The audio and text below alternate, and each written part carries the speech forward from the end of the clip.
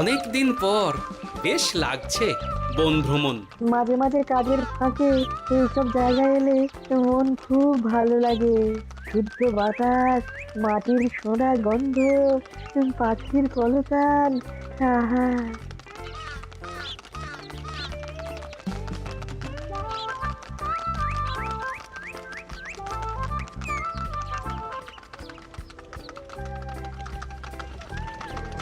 মহারাজের রথ থামছে।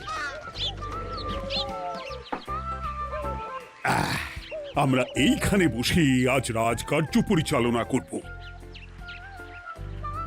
মন্ত্রী, তুমি ঝটপট এখানে বসার বন্দোবস্ত করে দাও। আমি এক্ষুনি ব্যবস্থা করে দিচ্ছি মহারাজ। এই এখানেই আমাদের বসার জন্য ছাউনি করে দাও। এক্ষুনি করে দিচ্ছি মন্ত্রী মশাই। এরা বসার জায়গাটা করে দিক, ততক্ষণ আমরা একটু হেঁটে আসি।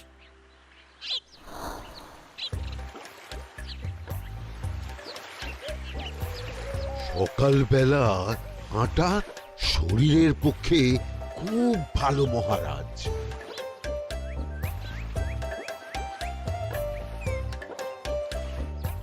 আগেকার দিনে রাজা মহারাজরা এই সব বনে মৃগয়া করতে আসতেন। মৃগয়া একদম ভালো নয় মন্ত্রী। তুমি জঙ্গলে আসছো অন্য প্রাণীদের মারতে। কেন মারবে? ওরা তো তোমার কোনো ক্ষতি করেনি। না, তা করেনি, কিন্তু তখন ওটা রাজা মহারাজাদের খেলা ছিল। শুনেছি আপনার প্রপিতামহ খুব ভালো বাঘ শিকার করতেন, অনেক বাঘ মেরেছেন।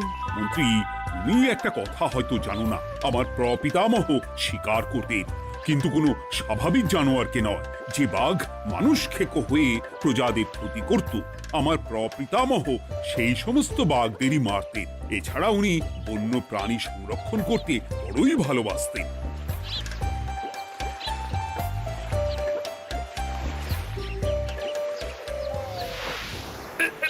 উফ, এটা আবার কি?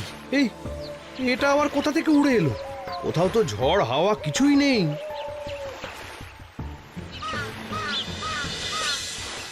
একটা ধাঁধা মহারাজ, এই কাগজে লেখা। ধাঁধা? পড়ো দেখি। জোয়ার ভাটা প্রভুর খেলা, ভাটা হবে হলে বেলা। ভাটা হলেই দেখা যাবে লাল রঙের এক পাথর পাবে। নদীর ধারে গর্ত করে যত্নে সাজাই কলস ভরে।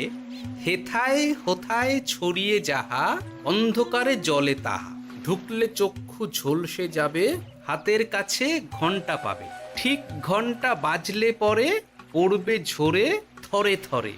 ঘন্টা যদি হয় ভুল, যেন তুমি হারাবে কুল। ঠিক ঘন্টা চিনতে হলে নকশা দেখো চক্ষু খুলে। সিন্দুক দেওয়ালে হাত দাও, আসল ঘটনা জেনে নাও। ওরে বাবা, খুব দীর্ঘ ধাঁধা। তা মন্ত্রী, তুমি কিছু বুঝলে? এটা একটা গুপ্তধনের নকশা। এর মধ্যে গুপ্তধন কোথায় আছে তার একটা ধারণা দেওয়া আছে। গুপ্তধন? ওটা আমাকে পেতেই হবে, পেতেই হবে। দেখি দেখি, একবার কাগজটা দাও। গোপাল, কাগজটা আগে আমার হাতে দাও, দেখি ভালো করে। এখন নদীতে জোয়ার চলছে গোপাল। একটু পরেই ভাটা শুরু হবে। হ্যাঁ, ভাটা না হলে কিচ্ছু বোঝা যাবে না। এখানে স্পষ্ট লেখা আছে, ভাটা হলেই দেখা যাবে লাল রঙের এক পাথর পাবে। তার মানে আমাদের ভাটা হওয়া পর্যন্ত অপেক্ষা করতে হবে। না, সময় নষ্ট না করে ধাঁধাটার সমাধান করতে শুরু করি। ভাটা হলে একটা লাল রঙের পাথর দেখা যাবে, এই পর্যন্ত পরিষ্কার আছে। বুঝতে হবে ওর পর থেকে। পড়ো গোপাল, চলো আমরা সবাই বুদ্ধি লাগাই। নদীর ধারে গর্ত করে যত্নে সাজাই কলস ভরে। এটার অর্থ, ধাঁধাটা মাথায় বসিয়ে নিয়েছি, এবার কে কি বলবে সেটা শুনতে হবে। চলো গোপাল, আমরা ধাঁধা যেমন যেমন বলেছি তেমন তেমন ভাবেই চলি। চলুন মহারাজ, এখন আমাদের দেখতে হবে লাল পাথর। কোথায় আছে লাল পাথর? চলো চলো সবাই, চোখ কান খুলে আমরা নদীর পাড় ধরে হাঁটি। আমি একটু তফাতে হাঁটি। গুপ্তধন আমাকে একা পেতে হবে। ভাটা হলেই দেখা যাবে লাল রঙের এক পাথর পাবে। আমাকে চোখ কান খোলা রাখতে হবে। লাল পাথর, নদীর চড়ায় লাল পাথর দেখতে হবে। লাল পাথর, লাল পাথর। ওটা কি? এই তো লাল পাথর, লাল পাথর। ওরা আমরা অনেকটা এগিয়ে গেছি, ওদের আমার দিকে নজর নেই। এই সুযোগ, এই সুযোগ, একা একা গুপ্তধন নিয়ে পালাবো। আহ, এ- এ।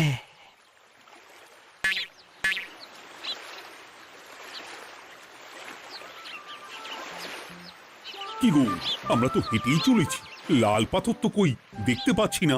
আরেকটু হাঁটতে হবে মহারাজ, গুপ্তধন বলে কথা, ওকে আর সহজে ধরা দেয়? সেটা অবশ্য সঠিক কথা। আচ্ছা, আমরা সবাই তো আসছি হেঁটে হেঁটে, মন্ত্রী মশাই গেলেন কোথায়? ও কি যে ঘটে! সত্যি তো, মন্ত্রী কোথায়? ও সেনাপতি, মন্ত্রীকে দেখেছো? কই না তো মহারাজ। তাহলে কোথায় গেলেন মন্ত্রী মশাই? এই জঙ্গলে বাঘ ভাল্লুক আছে, শেষে কিনা বাঘে নিল। হায় হায় হায়, মন্ত্রী গিন্নির কাছে আমি কি মুখ দেখাবো? হুম, বাঘ ভাল্লুকের পেটে যাবার লোক তো মন্ত্রী মশাই নন। ও গোপাল, কি ভাবছো? কিছু তো একটা বলো। এখন আমাদের মন্ত্রী মশাইকেই খুঁজতে হবে। তবে মন্ত্রী মশাই বাঘ ভাল্লুকের পেটে যায়নি। তুমি নিশ্চিত হচ্ছ কি করে? অত পেঁচালো মানুষকে বাঘ ভাল্লুক গন্ধ শুকেই ছেড়ে দেবে, হজম করতে পারবে না। না না না, এখন রসিকতা করার সময় নয়, আমাদের মন্ত্রীকে খুঁজে বার করতেই হবে। কোথায় গেল মন্ত্রী? চলো চলো, গুপ্তধন মাথায় থাক, চলো মন্ত্রীকে খুঁজি। আহ, মন্ত্রী কোথায় গেল কে জানে। একবার পুরো ধাঁধাটা ঝালিয়ে নি। ভাটা হলেই দেখা যাবে লাল রঙের এক পাথর পাবে। ভাটা হয়েছে, লাল রঙের পাথরের মাথায় চাপ দিয়ে গুহার মুখও খুলেছি। এবার এবার নদীর ধারে গর্ত করে যত্নে সাজাই কলস ভরে। এটাই তো ঠিক বুঝতে পারছি না।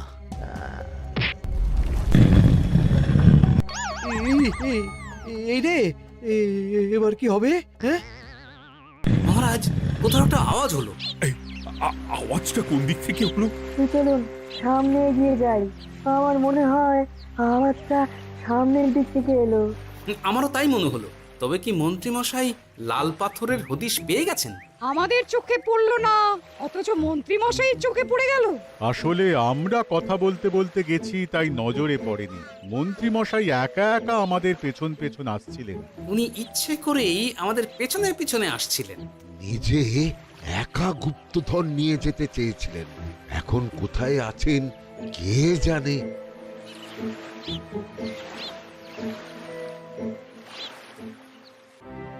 অন্ধকারে কিছু দেখতে পাচ্ছি না তো। ধাঁধাতে কি ছিল? হ্যাঁ, কি ছিল? হেথায় হোথায় ছড়িয়ে যাহা, অন্ধকারে জলে তাহা, ঢুকলে চক্ষু ঝলসে যাবে, হাতের কাছে ঘন্টা পাবে। পেয়েছি পেয়েছি, ঘন্টা ঘন্টা ঘন্টাটা পেতে হবে। ঘন্টাটা ঘন্টাটা ঘন্টা। ভাটা হলেই দেখা যাবে লাল রঙের এক পাথর পাবে, নদীর ধারে গর্ত করে যত্নে সাজাই কলস ভরে, হেথায় হোথায় ছড়িয়ে যাহা, অন্ধকারে জলে তাহা, ঢুকলে চক্ষু ঝলসে যাবে, হাতের কাছে ঘন্টা পাবে। ঠিক ঘন্টা বাজলে পরে পড়বে ঝরে থরে থরে, ঘন্টা যদি হয় ভুল যেন তুমি হারাবে কুল। ঠিক ঘন্টা চিনতে হলে নকশা দেখো চক্ষু খুলে, সিন্দুক দেওয়ালে হাত দাও, আসল ঘটনা জেনে নাও। এবারে ভালো করে ঠান্ডা মাথায় ভাবতে হবে। ভাটা হলেই দেখা যাবে লাল রঙের এক পাথর পাবে। সেই লাল পাথরটাই তো খুঁজে পাওয়া যাচ্ছে না, অথচ মন্ত্রী মশাই খুঁজে পেলেন। আওয়াজটা কোথা থেকে আসছিল? এই কাছে পিঠে এই কোথা থেকে আওয়াজটা আসছিল।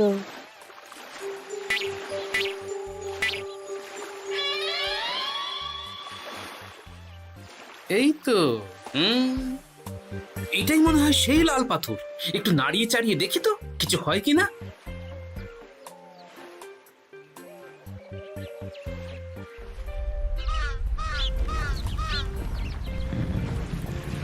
এই তো, কাজ হয়েছে। এই তো সুড়ঙ্গ। আপনারা নিচে নামুন। আপনারা কি দেখছেন সেটা বলবেন মহারাজ। সবাই যদি নেমে যাই, যদি কোনো কারণে সুড়ঙ্গের মুখ বন্ধ হয়ে যায়, তাহলে আর আমরা বাইরে বেরোতে পারবো না মহারাজ। গোপাল ঠিকই বলেছে, আমরা দুজন বাইরে থাকি। মহারাজ আর একটা কথা, কোনো ঘন্টায় হাত দেবেন না, মনে আছে তো? ঘন্টা যদি হয় ভুল, যেন তুমি হারাবে কুল। ওরে বাবা, এই বয়সে আর কুল হারাতে চাই না। ঠিক আছে, তোমার কথাই অক্ষরে অক্ষরে পালন করব। দেখি এই সুরঙ্গে মন্ত্রীমশাইকে দেখতে পাই কিনা। চলুন মহারাজ, সুরঙ্গে নামি। সবাই সাবধানে নামো।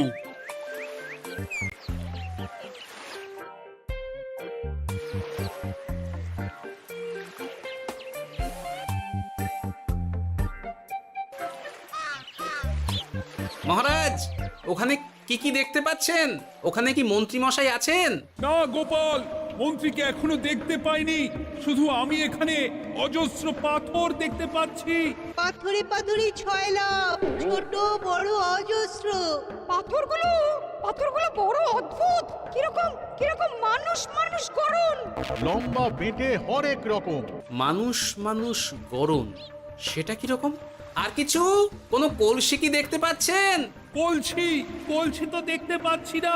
মহারাজ, কলসি থাকতেই হবে, কারণ ধাঁধায় লেখা আছে নদীর ধারে যত্ন করে যত্নে সাজাই কলস ভরে। গর্তটা আসলে হলো সুড়ঙ্গ, কিন্তু কলস। মহারাজ, মহারাজ, এইদিকে এইদিকে একটা কলসের মতো কি যেন আছে। এইদিকে আসুন, এদিকে এদিকে। হ্যাঁ গোপাল, দেখতে পেয়েছি। এবার আমি যেরকম যেরকম বলবো সেই রকম সেরকমই করবেন। আমি বিজ্ঞানীকে নদী থেকে জল তুলে পাঠিয়ে দিচ্ছি। পাত্র কোথায় পাবে? আমাদের জল খাবার যে পাত্র আছে সেটা আনতে লোক পাঠাচ্ছি। ঠিক আছে। শুধু একটা কথা বলছি, আপনারা কেউই সুড়ঙ্গের ভেতরে কোনো কিছুতে হাত দেবেন না। কেন গোপাল? সব পরে বলবো, এখন আমি যা বলছি সেটা শুধু মনে রাখুন। সুড়ঙ্গের ভেতরে কিছুতে হাত দেবেন না। ঠিক আছে। প্রহরী, তুমি যাও, যেখানে আমাদের বসবার আয়োজন করা হয়েছে সেখানে গিয়ে একটা জলের পাত্র নিয়ে নদী থেকে জল ভরে নিয়ে এসো। গোপাল, মন্ত্রী মশাই কোথায় গায়েব হয়ে গেলেন? কোথাও গায়েব হয়ে যাননি বিজ্ঞানী, কোথাও গায়েব হয়ে যাননি উনি ওই সুড়ঙ্গের ভেতরেই আছেন। কিন্তু কেউ তো ওনাকে দেখতে পাননি। সম্ভবত পাথর হয়ে আছে। এখন কিভাবে পাথর হয়েছেন সেটা তো আমি বলতে পারবো না। সবটাই স্বপ্নের মতো লাগছে। ঠিক যেন স্বপ্নের মতো লাগছে। এই জীবনে সুরঙ্গ দর্শন হয়ে গেল। আমাদের পাতাল প্রবেশ। পাতালে আসিয়া আমি মনে মনে বলি, গুপ্তধর নিয়ে আমরা যেন সৎ পথে চলি। তোমার এখনো কাব্য আসছে সভাকবি? আসছে মানে কাব্যের সাথে আছে রোমাঞ্চ, করছে গা শীত, হচ্ছি আমি অধীর। মহারাজ, জল দিয়ে বিজ্ঞানীকে পাঠাচ্ছি। কি করতে হবে বিজ্ঞানীকে সব বলে দিয়েছি। তুমি ভেতরে আসবে না? আসবো ঠিক সময়ে। এখন আমি যেমন যেমন বলবো আপনি ঠিক তেমন তেমন করবেন। ঠিক আছে। বিজ্ঞানী, যেমন যেমন বললাম ঠিক তেমন তেমন ভাবে কলসিকে জল দিয়ে পরিষ্কার করবে। মনে রেখো, ধাঁধায় আছে কলসি সাজাই যতন কর। তুমি একটা কথা মনে রেখো বিজ্ঞানী, কোথাও হাত দিও না কিন্তু। ঠিক আছে গোপাল, তোমার উপস্থিত বুদ্ধির তুলনা নেই। আমি যাচ্ছি গোপাল। সাবধানে সাবধানে। মহারাজ, বিজ্ঞানী যাচ্ছে। সাবধানে নামো, সাবধানে। মহারাজ, এই কলসিটা কোথায়? ওই তো, একটু সাবধানে যাও।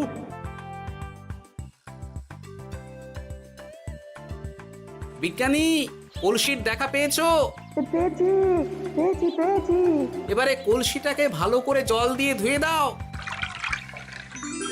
কলসির আলোয় সুড়ঙ্গ আলোকিত গোপাল। এরপর কি? ভালো করে দেখুন মহারাজ, কোথাও ঘন্টা দেখতে পাচ্ছেন কিনা? ঘন্টা একটা তো নয়, সার সার ঘন্টা, অনেকগুলো ঘন্টা। সাবধান, ঘন্টায় হাত দেবেন না, শুধু দেখুন।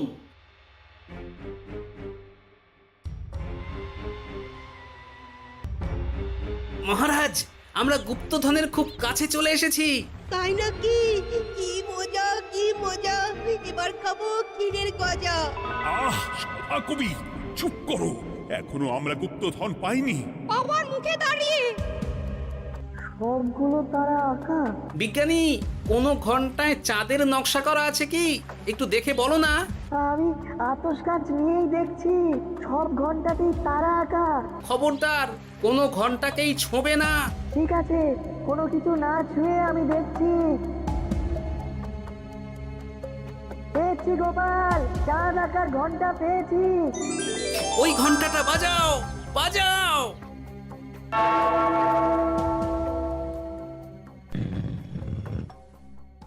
গুপ্তধন পেয়েছেন মহারাজ? বাঁচাও, বাঁচাও, বাঁচাও। বাঁচান মহারাজ, বাঁচান বিজ্ঞানী, মহারাজ, মন্ত্রীর গলা পাচ্ছ না? মহারাজ, আমি পাথর হয়ে আছি, আমাকে মানুষ করুন মহারাজ। তুমি তো মানুষই ছিলে, হঠাৎ করে পাথর হলি কেন? মহারাজ, গুপ্তধন পেয়েছেন? পেয়েছি, তার সাথে মন্ত্রীকেও পেয়েছি। মন্ত্রী এইখানে কোথাও পাথর হয়ে দাঁড়িয়ে আছে। দাঁড়ান মহারাজ, এবার আসছি। সাবধানে এসো। আমি ভেতরে যাচ্ছি, বুঝলে? যদি কোনো কারণে দেখো পাথরটা গুহার মুখটা আটকে দিয়েছে, অমনি তোমাদের কাজ হলো পাথরটাকে ছুঁয়ে ফেলা, বুঝলে? ঠিক আছে গোপাল দাদা। আমার মনে হয় বিপদ আর কিছু ঘটবে না, তবুও সাবধানের তো মান নেই। ঠিক আছে, তুমি নিশ্চিন্তে ভেতরে যাও। বাঁচাও, আমাদের বাঁচাও, আমাদের সবাইকে মানুষ করুন। আমাকে মানুষ করুন মহারাজ। আপনাকে তো মানুষ করা হবে মন্ত্রী মশাই। আগে বলুন, আপনি পাথর হলেন কি করে?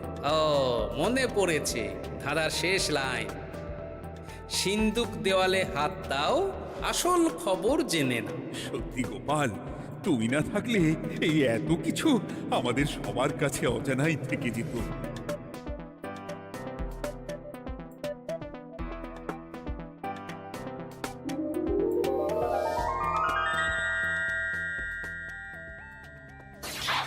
ধন্যবাদ আমাকে মুক্ত করার জন্য। আপনি কে? আমি যক্ষ। আমাকে এই ধন সম্পত্তি পাহারা দেওয়ার জন্য এক ডাকাত দলের সর্দার যক্ষ করে রেখেছিল। আমি 100 বছর ধরে এইখানে যক্ষ হয়ে আছি। আমি তোমার জন্য মুক্ত হলাম গোপাল। এই সম্পত্তি তোমার গোপাল। সম্পত্তি নিয়ে আমি কি করব? আমি এই সব সম্পত্তি মহারাজকে দান করলাম, রাজ্যের অনেক কাজ হবে। তুমি ধন্য গোপাল, তুমি ধন্য। এবার আমার যাবার সময় এসেছে, আমাকে যেতে হবে। যাবার আগে এই পাথরগুলোকে মানুষ করে যান। এরা সব লোভী। আমি আমার সীমিত ক্ষমতায় এই গুপ্তধনের ধাঁধাকে এখানে যারাই ভ্রমণ করতে আসে তাদের হাতে তুলে দিই, কিন্তু কেউ এই ধাঁধার সমাধান করতে পারে না। সবার মনে লোভ কাজ করে, এই লোভ এদেরকে পাথর করে রেখেছে। পাথর হলো কি করে? একটা মানুষ এসে বুক ভরা লোভ নিয়ে আধা পুরো না জেনে পাথরে হাত দিলেই সে পাথর হয়ে যাবে। আমাদের খুব ভুল হয়েছে, আর লোভ করবো না, আমাদের বাঁচাও। আমাকে মুক্ত করে দিন, আমার খুব ভুল হয়েছে মহারাজ, মুক্ত করে দিন আমায়। তুমি এখানে আগে এসেছিলে, তাই তো আগে এসে ভাবলে নিজেই একা একা গুপ্তধনকে হরপ করে দেবে। এদিকে তোমাকে না দেখতে পেয়ে আমাদের কত চিন্তা হচ্ছিল। যারা লোভী তারা কারো কথা ভাবে না, শুধু নিজের কথা ভাবে। আমাকে আর একটা সুযোগ দিন, আমি আর লোভ করব না মহারাজ। ও, তোমার কথার কোনো দামই নেই। না মহারাজ, আমাকে আর একটা সুযোগ দিয়ে দেখুন, আমি আর লোভ করব না, আমাকে মানুষ করুন মহারাজ। আমাদের সবাইকে মানুষ করুন, দয়া করে মানুষ করুন। যক্ষরাজ, এদের আপনি ক্ষমা করে দিন। ঠিক আছে, তোমাদের আবার মানুষ করে দিচ্ছি।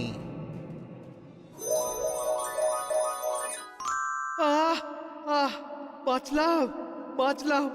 এই রকম বারবার বাঁচা যাবে না কিন্তু। এবার সাপ ব্যাং যাই হবে না কেন, ওইভাবেই থাকতে হবে, এই আমি বলে দিলাম। এবার আমার মুক্তি। মুক্তি নেবার আগে আরেকটা প্রশ্ন, যে ডাকাত সর্দার তার সম্পত্তিকে রাখার জন্য আপনাকে যক্ষ বানিয়েছিল, এই সম্পত্তি তো তাদের, আমরা তো নিতে পারি না। লোভ বড় খারাপ গোপাল, অতিরিক্ত লোভ মানুষকে পশু করে দেয়। ওই ডাকাত দল এই সম্পত্তির জন্যে সবাই কাটাকাটি করে মরে গেছে, কেউ আর বেঁচে নেই। সুতরাং এই সম্পত্তিতে তোমার অধিকার আছে, এই সম্পত্তি তুমি গ্রহণ করো। নিলাম আমি, কিন্তু এই সম্পত্তি মহারাজকে আমি দান করলাম। ডাকাত দল জনগণের সম্পদকে লুঠেই তো সম্পত্তি বানিয়েছে, তাই আমি জনগণের কাজে লাগবার জন্যই এই সম্পত্তি মহারাজকে দিলাম। সাধু সাধু গোপাল, তোমার জয় হোক। এবার তাহলে আমি যাই, তোমরা সবাই সুখে থেকো আর ভালো থেকো। গোপাল, তোমার তুলনা হয় না। তোমার ঋণ আমি কোনোদিন শোধ করতে পারবো না।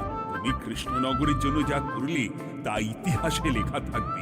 না মহারাজ, আমি এমন কিছু করিনি, এই কাজ সবাই করবে। জয় গোপালের জয়, জয় গোপালের জয়, জয় কৃষ্ণনগরের জয়। জয় কৃষ্ণ জয়